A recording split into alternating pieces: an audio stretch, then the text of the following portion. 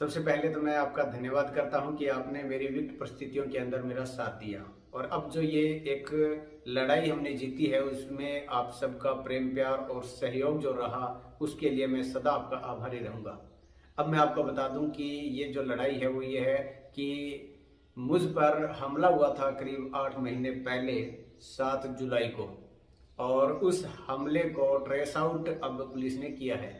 CIA Sirsa police के अंदर ये मामला गया। उसके बाद में ये खुलासा हुआ कि इस मामले का मुख्य जो मास्टरमाइंड था, जिसने मुझे पिटवाने के लिए पैसे दिए और कुछ लड़कों को भेजा, उस मामले के अंदर अब जो खुलासा हुआ है उसमें जो वजह है वो भी सामने आई है कि क्या वजह थी। मैं आपको थोड़ा विस्तार से बता दूं। हालांकि मीडिया के अंदर काफ़ी कुछ बातें आई है, लेकिन उससे हटकर भी मैं आपको थोड़ा बताना चाहूँगा।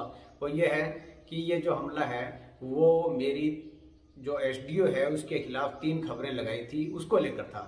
और वो क्या था कि मेरे पास जून 2021 के अंदर एक बेलदार है पब्लिक हेल्थ फतेहाबाद में, उसका फ़ोन आया और उसने बताया कि उसके पास आशीष गर्ग और उसके अलावा कुछ और जो कर्मचारी हैं उनके भ्रष्टाचार के काले कारनामों का जो है पूरा रिकॉर्ड है। आरटीआई से उसने कलेक्शन कर रखी है और उसको लेकर उसने कई बार स्थानीय कुछ पत्रकारों को अपने इंटरव्यू भी दिए, लेकिन वो किसी ने नहीं छापे।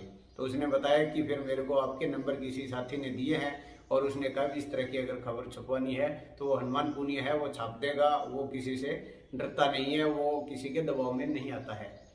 तो उसने मेरे को बोला कि मैं इस उम्मीद में आपके पास फ़ोन किया है। तो मैंने कहा भी बिल्कुल, अगर आपके पास डॉक्यूमेंट है तो आप आइए और आपका इंटरव्यू करके हम बिल्कुल छाप देंगे।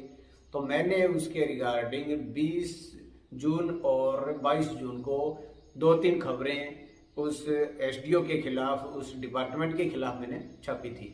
उसके बाद मेरे पास उस एसडीओ का किसी तीसरे बंदे के माध्यम से प्रलोभन भी आया, जो कि मैंने रिजेक्ट कर दिया। और उस रिजेक्ट करने के बाद टीस जो थी उस खबरों की, और भविष्य में और ज़्यादा कोई खबरें ना लगे, उसको लेकर उसने ये षड्यंत्र रचा और मुझे पिटवाने का ये काम किया। और उसके बाद जब मुझे पिटवा दिया तो भी जो मुख्य उसके जो पीछे पड़ा हुआ था उसका जो कर्मचारी था, उसने उस मामले के अंदर दोबारा से अपने लेवल पे और प्रयास उसने जारी रखे। तो उसके बाद 20 अगस्त को उस जो बेलदार है उस पर भी इस आशीष गर्ग ने पैसे देकर गुंडों से पिटवा दिया, उसके पैर तोड़ दिए। उस मामले का उसी टाइम ट्रेस आउट हो गया था, खुलासा हो गया था, जिसके अंदर आशीष गर्ग अभी भी जमानत पर चल रहा है। लेकिन अब सीआईए के अंदर मामला गया तो ये पूरा का पूरा माहौल जो है वो जो कड़ी से कड़ी जुड़ती गई और उसके अंदर ये खुलासा हुआ है। हालांकि अब कुछ साथी ये कहेंगे कि मैंने तो आरोप वीडियो पे लगाया था, तो वो भी मैं आपको बता दूं, क्योंकि उस समय जो हालात थे, जो सिचुएशन थी वो यही थी कि मैं बीडीओ ऑफिस के खिलाफ भी कई खबरें की थी, जिससे बीडीपीओ जो है वो मेरे से टीस रखे हुए था। और जब मैं कवरेज के लिए वीडियो ऑफिस में गया तो उसी दौरान एक वीडियो के ही जानकार का मेरे पास धमकी भरा फोन आता है।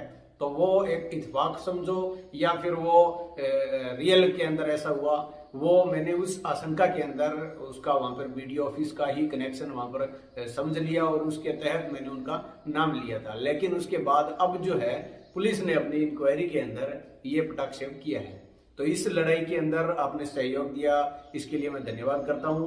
और दूसरी बात, जो दूसरी लड़ाई हमें लड़नी है वो है मेरे पर जो दूसरा एक आत्महत्या के लिए दुष्प्रेरित करने का जो केस लगा हुआ है, उसके अंदर भी मैं आपको बता दूं कि मैं बिल्कुल निर्दोष हूं और उसको लेकर लड़ाई जारी है।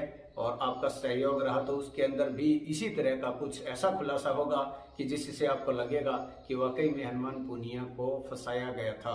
क्या वजह रही वो अब उस पर चर्चा, क्योंकि यहाँ का मैटर नहीं है, अब वो मैटर जो है वो कोर्ट का है। मुझे मेरे एविडेंस प्रस्तुत करने हैं, मुझे मेरा ऐसा कुछ कोर्ट को देना होगा कि जिससे कोर्ट को वाकई में ये लगे भी इस मामले के अंदर हनुमान पुनिया बिल्कुल निर्दोष है। तो उसके लिए वो कानूनी जो लड़ाई है वो जारी रहेगी और उसमें आपका सहयोग और हौसला जो है ना वो मेरे लिए बहुत मायने रखता है। तो आपको लगता है कि ये जो मेरे पे हमला हुआ उसका जो खुलासा हुआ है उससे आपको अगर ये लग रहा है भी अगर ये गलत हुआ है हनुमान पुनिया के साथ, तो शायद हो सकता है कि वो मामला जो अभी अनट्रेस्ड है, अभी जो कोर्ट में चल रहा है, वो भी गलत हुआ होगा। तो उसको लेकर आप जो है धारणा मेरे प्रति सकारात्मक रखिए। और बिल्कुल मैं बता देता हूं कि जो भी मेरे प्रति सकारात्मक धारणा रखे हुए हैं, जो मुझे सही मान रहे हैं, उनको मैं गलत नहीं साबित होने दूंगा कभी भी। मैं कभी भी ये ऐसा नहीं होगा कि आपकी भावना जो है मेरे प्रति है और मैं आपको कहीं गलत साबित होने दूं, ऐसा मैं नहीं करूंगा कभी भी। ये आप मेरा विश्वास मानिए और आप इसी तरह से मुझे आगे भी प्रेरित करते रहिए। और दूसरी बात, ये इतना कुछ होने के बावजूद भी मेरा जो हौसला है, जो पत्रकारिता है, वो जैसे पहले थी वैसे भी आगे ही रहेगी। तो इसलिए कोई भी खबर हो, किसी भी तरह का आपको लगता है कि इस मामले के अंदर हनुमान पुनिया का जो ये प्लेटफॉर्म है वो हमारे काम आ सकता है, तो बिल्कुल आएगा। तो एक बार फिर मैं धन्यवाद करता हूँ जिन लोगों ने मेरी इस पूरे प्रकरण के अंदर पूरी मदद की, मुझे सही समझा और मुझे हौसला दिया, उनका मैं सदा आभारी रहूंगा, ऋणी रहूंगा। और इसके अलावा सिर्फ मैं यही कहूँगा कि हमें जो है भावना में कभी भी नहीं बहना चाहिए। ठीक है, मेरे साथ जो दूसरा हादसा हो गया, तो दोनों हादसों को मिलाकर इस तरह से मुझे विलेन साबित करने का प्रयास किया गया, तो भावना में नहीं बहना चाहिए। खुद का विवेक से सोचना समझना चाहिए और उसके बाद ही हमें कुछ लिखना चाहिए, कुछ बोलना चाहिए।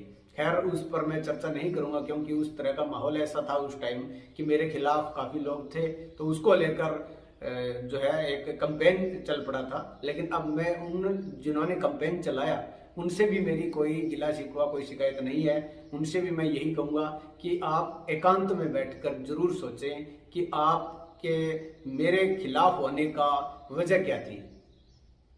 आप किसी भी एक कोई, चाहे हो सकता है कोई खबर के रिगार्डिंग हो, क्योंकि आमतौर पर मेरे खबर के अलावा तो मैंने कभी किसी के साथ ऐसा कुछ हुआ नहीं है पर्सनली तौर पे, तो खबर के संबंध में हुआ है, तो वो आप जरूर ये सोचिए कि क्या जो खबर मैंने छापी, हालांकि ठीक है कि मैंने कंप्रोमाइज नहीं किया, वो खबर छापी, मैंने पत्रकारिता की है, लेकिन क्या आप ये कह सकते हैं अपनी आत्मा से पूछना कि क्या मैंने गलत छापी थी, क्या वो खबर नहीं थी? हाँ ठीक है, वो नहीं छापता अलग मैटर है, लेकिन उसमें मुझे ये लग रहा था कि भी फिर मैं पत्रकारिता मेरे को नहीं करनी चाहिए। अगर मैं यूं भावनाओं में बहने शुरू कर दूंगा और किसी के साथ पत्रकारिता के साथ मैं न्याय नहीं कर पाऊंगा, तो ऐसा मैं नहीं किया मैंने। तो वो अगर आपको गलती लग रही है तो वो आप समझ सकते हैं, लेकिन मेरी पर्सनल तौर पर किसी के साथ भी कोई टीस नहीं थी और ना भी आगे रहेगी। अगर कोई बंदा ये समझता है तो बिल्कुल मेरे को निसंकोच होकर मेरे को फोन करे, जैसा भी हूँ मैं मदद कर सकता हूँ तो वह पूरी मदद करूँगा। तो आपका एक बार फिर धन्यवाद, बहुत बहुत धन्यवाद कि इस पूरे मामले के अंदर आपने मेरा पूरा सहयोग दिया। Thank you.